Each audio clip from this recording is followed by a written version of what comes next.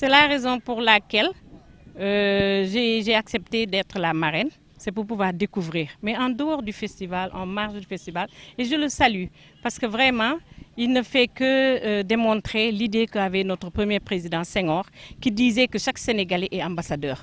Donc quand on regarde le travail qu'il abat de manière désintéressée et sans appui, on rend compte qu'il aime bien son pays, raison pour laquelle il se donne à fond. Donc aujourd'hui, quand je suis là, je ne peux pas parler de l'émergence de la Casamance sans parler du développement.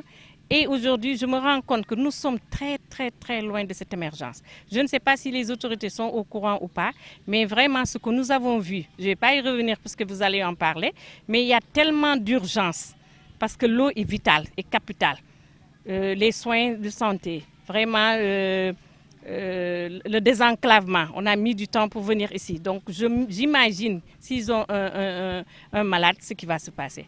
Vraiment un cri du cœur et j'ose espérer que quand les gens vont quand même s'occuper beaucoup plus des insulaires parce qu'ils font partie intégrante de la population et que vraiment pour la continuité du territoire, pour l'accès aux soins, l'accès universel de tout ce qui se passe et les besoins sociaux, ils doivent être pris en compte. Je lance un appel au gouvernement, je lance un appel aux autorités, au président de la République qui aime bien la Casamance. D'autant plus qu'on peut dire qu'il y a le PPDC qui est en fin de programme. Et j'ose espérer, avec ces problématiques des îles, on lui demande de lancer un programme spécial pour les îles.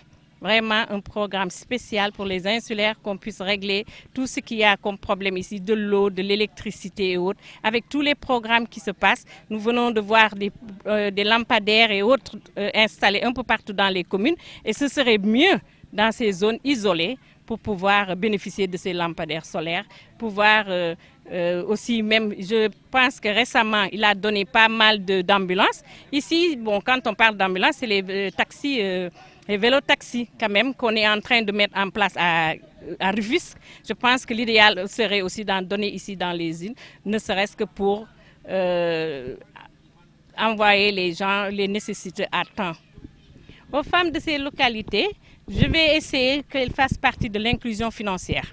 Parce que notre domaine, surtout au niveau des femmes, c'est souvent le problème du financement, c'est le problème de la formation, afin qu'elles puissent avoir leurs activités génératrices de revenus. Donc, raison pour laquelle j'essaie de les rencontrer demain, Inch'Allah, pour pouvoir voir dans quelle mesure on pourra les accompagner sur les activités qu'elles font.